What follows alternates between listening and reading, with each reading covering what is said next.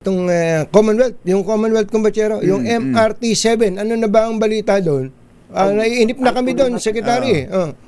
Ay tuloy na po yan, second quarter of next year, 2027. Sigurado na po yung 12 stations na mag-ooperate. That is from Sacred Heart, papunta po sa North Avenue. At ang inasahan natin na mga mananakay po dito is around, at the very least, 300,000 po daily ang pwede po bumiyahe dito. Ang kagandahan nga po, 12 station kaagad.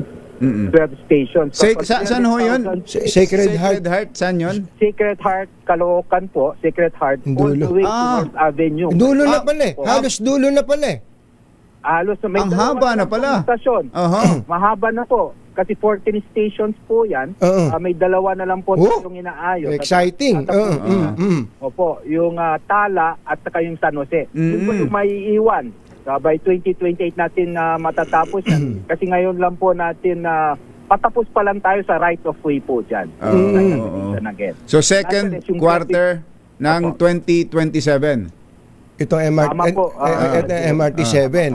Pero yung hindi ba yun yung kung North Avenue yun yung common station na tinatawag? Kailan ba gagana yung common station na yan hanggang dugtong na sa LRT FPJ? Tama po, kamakailan lang po, no, meron tayong EDC approval diyan sa variation ng common station. Kung maalala nyo po, Kuya Tunying, kinancel po natin yung dating contractor diyan. At kailangan natin yung tinerminate natin yung kanilang kontrata kasi madami na hong delay. So nagkaroon tayo ng panibagong proseso. Finally po na-approve na yung variation order ng LRMC. Sila na po ang magtatapos diyan. So based sa kanilang computation at based sa kanilang timeline naman po, magagamit ang partial operations. Yung talagang partial operation, ibig sabihin pati yung electromechanical system, lahat magagamit ng first quarter of 2028. Pero ang utos ng Pangulo, kapag once nag-start na po tayo sa MRT-7, that is second quarter, kailangan magamit na yung concourse o platform ng common station. Kahit na ma-delay mo na yung signaling. Ang ginawa po ng DOTR, no, tayo po ay inaayos natin yung concourse, yung platform, nag-usap tayo dito sa Trinoma para upang sa ganun, kapag operational na po yung MRT-7, at dadaan sa Trinoma ng common station, dadaan para hindi na papunta sa North Avenue Station naman ng MRT. Para yung mga pasahero po, hindi na sa lansangan, hindi na kailangang bumaba. Hindi na bababa. Saka makakabili naman doon eh. Pag dumaan tayo sa Trinoma, makakabili. Maglagay. Opo. So from MRT-7, pagbaba ng MRT-7, pwede nang tumuloy ng MRT-3. MRT-3.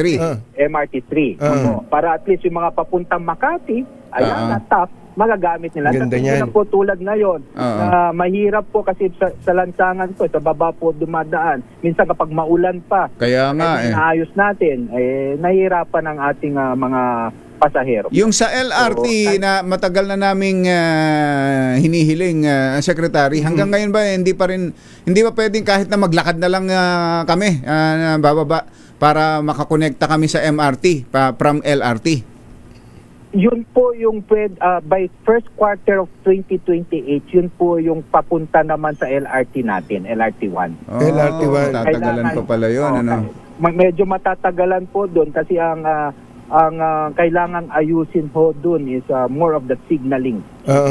So in other words, bago matapos si Pangulong BBM, bago mag-step down sa June 2028, pwede na ba nating sabihin, makukumpleto na po yung loop na yan, at least doon sa particular area na yon, pag pupunta, interconnected na ang MRT-7, MRT-3, at LRT-1.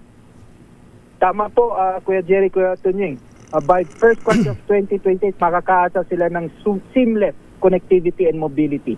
Pagdating po dito sa ating mga tatlong relays, MRT-3, MRT-7, and LRT-1.